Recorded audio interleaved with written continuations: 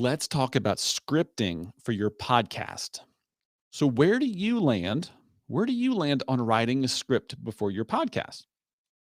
I've had clients in my podcasting studio who do it both ways. Or actually multiple ways. I don't know if there are just both ways, two ways. Some people come in with a detailed, almost down to the word script for their show. And then other people come in with kind of a loose outline. And then others just hit record and see what happens. As a best practice, I think it probably makes sense to put together a game plan for every episode. I'm going to lean towards scripting.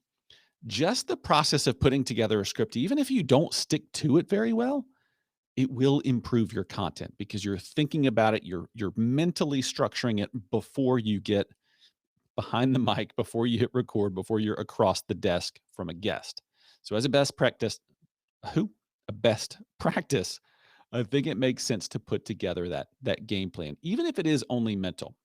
So I'm biased towards scripting, but let's talk about a few of the benefits of putting together a script for your show. A few. I jotted down five, and I can think of several more. Number one, writing a script keeps your content clear and concise. Clear and concise. For some people, it's easy to ramble and get off on a tangent. We know those people, they can be very fun to talk to in person. For a podcast, it may not be the ideal scenario. That's okay on a podcast in small doses. But if you tell your listeners that you're going to talk about why writing a script is good for your podcast, and then you end up on a tangent about um, coffee beans and how coffee beans are grown, like you're not delivering on the promise that you made at the top of your show. So tangents, okay in small doses, but your listeners might not love it. Benefit number two is that a script saves you time during editing, or it can. If you lose your train of thought, if you stumble, if there's a pause, and this has happened to me, like I can think of one particular interview that I did that it was a nightmare. I just couldn't stay focused. I was all over the place. I had to stop and just be like, well, okay, just hang on for a second. Dear guest, I promise, let's just pause. I can edit this. Okay, let's get back into this. And the guest was very gracious, but like I drove home that afternoon. I was like, God, that was terrible. So if you lose your train of thought, your script will get you back on track, and possibly you may not even need to edit. Like if you feel yourself going off the rails, you can just look down, see a keyword or see a question, and hop back in. And the listener may not even know it, even without editing. So that's good. Also, without a script, finding and fixing long pauses, restarts, and other hiccups can be a headache during your editing process. Number three, the third benefit, and this is important to me. I don't know if it's important to you, but a script helps you say what you mean and then mean what you say. Some people, again, myself included, can express themselves much more effectively and accurately through writing rather than speaking. And with a script, I should say, you can ensure that you're saying what you truly intend to say. Number four, scripting rescues you from ums, ahs, and filler words. So we've all had those cringe moments where we listen back to what we thought was a pretty articulate conversation, and we discover just the horror, just the nightmare, just the the bloodbath of filler words that we've left in our wake. So yes, I'm looking at you and kinda, other filler words like that. I've realized another killer word a filler word I use is now, and so I'll often say, "So now we do blah, blah, blah," or "Now blah, blah, blah, blah, blah," and it's just a filler word. It's just a crutch. Scripts are killers for fillers. Remember that. Scripts are killers for fillers, and I wrote that, and that's original. Maybe I'll put it on a t-shirt. Number five, you can easily repurpose your content into other formats when you have a script. Think about it. Written words are the backbone of creative content. Once your ideas are down on paper or in a Google Doc, like mine is right here, it's easy to turn that writing into other formats: blog posts, Instagram posts, LinkedIn posts, and much, much more. Books, even.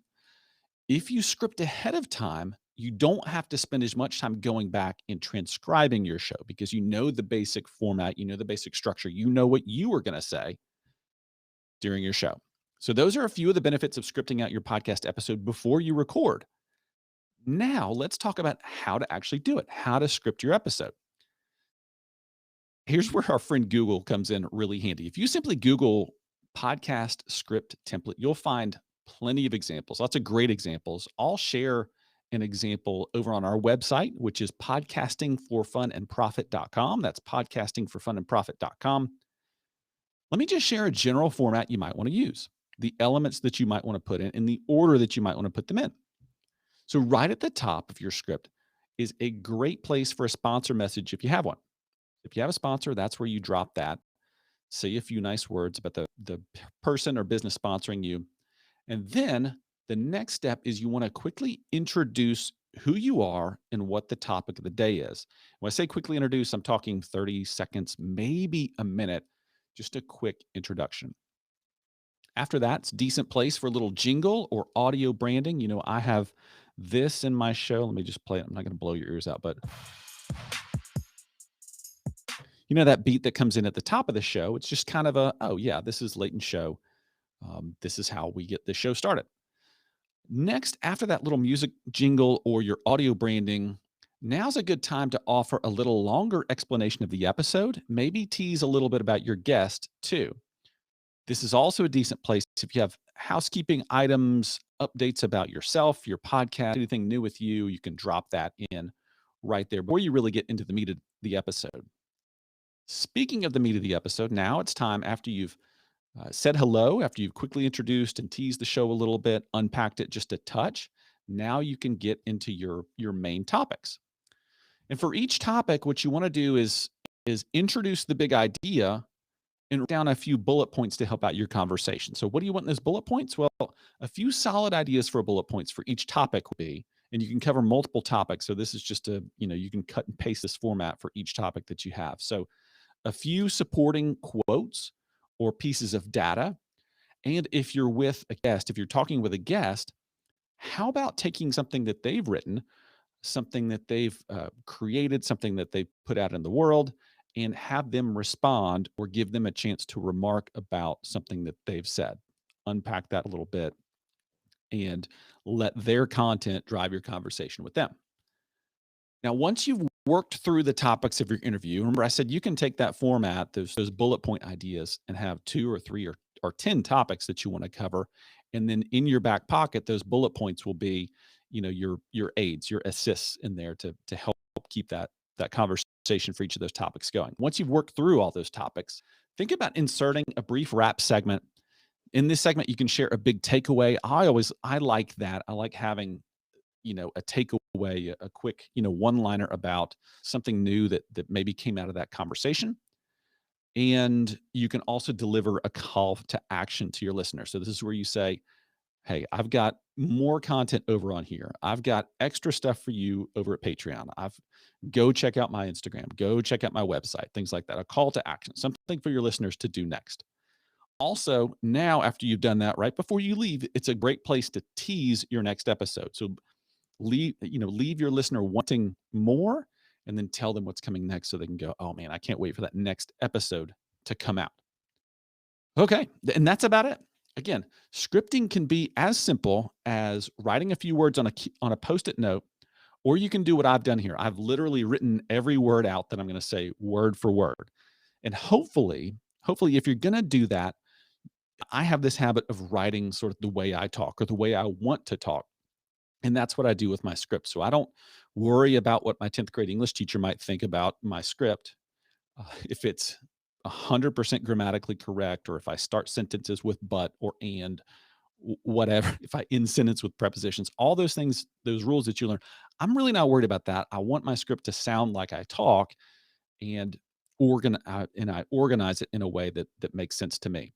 So the trick for you is do what works best for you and what's going to provide the best service to your listener. That's the tip. All right, that's our episode for today. Friends, if you're liking what you're hearing, share this podcast with a friend. I'd really appreciate it. Love to grow the podcast and help more and more people and connect with more people and talk to, get to meet some new people. And if you've got a topic you think we should cover or someone you think we should chat with, shoot me a DM on Instagram. I'm at Podcast Fun and Profit on Instagram.